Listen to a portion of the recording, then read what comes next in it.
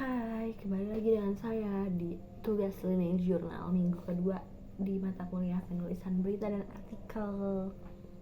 Jadi, di linear jurnal yang kedua ini kita udah masuk ke pembahasan materi, yaitu tentang apa sih berita dan apa sih artikel.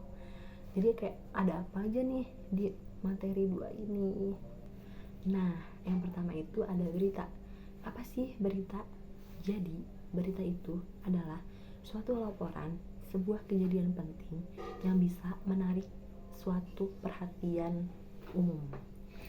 Itu berita. Nah, di berita juga ada jenis-jenisnya. Jenis-jenis berita itu ada 4. Yang pertama itu ada straight news. Jadi straight news itu kayak beritanya formal, khusus, resmi, diproduksi. Nah, yang kedua itu ada soft news. Jadi beritanya itu kayak nyantai, hiburan gitu. Nah, yang ketiga itu ada in-depth news. In-depth news itu kayak beritanya tuh lebih mendalam gitu. Yang keempat itu ada feature news. Itu kayak petualangan, perjalanan. Nah, selanjutnya itu ada nilai-nilai berita. Jadi nilai-nilai berita itu ada magnitude, yaitu menggemparkan. Nah, terus ada proximity, yaitu kayak dia tuh kedekatan jaringan, kayak tersambungnya tuh dengan cepat.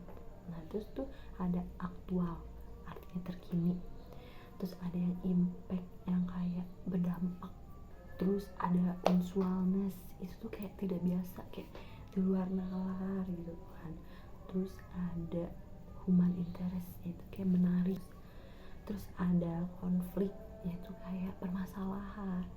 Terus ada surprising, kayak mengejutkan. Terus ada sex dan information. Nah, selanjutnya itu ada syarat berita. Apa aja sih syarat berita? Yang pertama itu harus aktual, yang kedua faktual, yang ketiga menarik, yang keempat penting, dan yang kelima itu seimbang. Terus di media massa itu ada apa aja sih? Ada media cetak, media cyber, sama media elektronik. What is issue?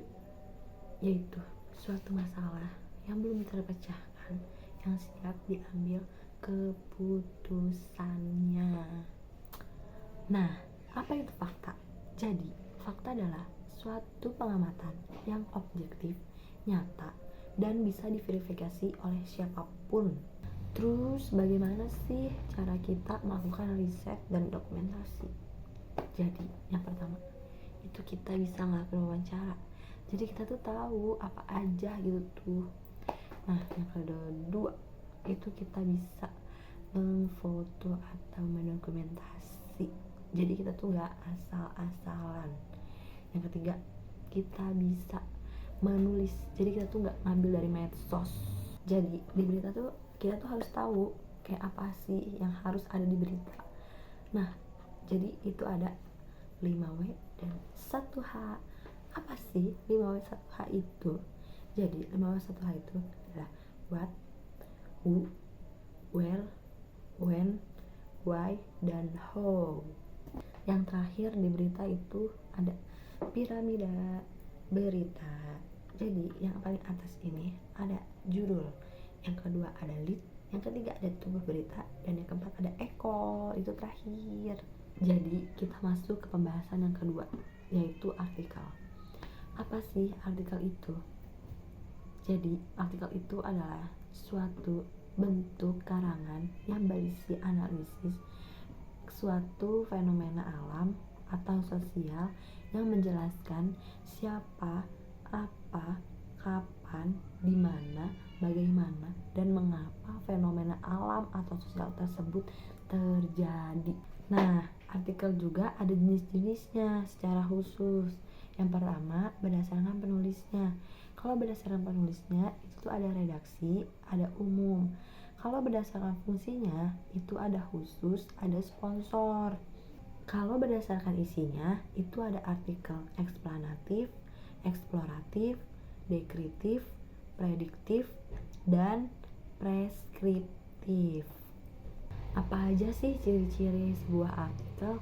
Itu ada lugas, logis, objektif, tuntas, cermat, jelas, tidak melibatkan emosi, terbuka, dan menggunakan bahasa baku.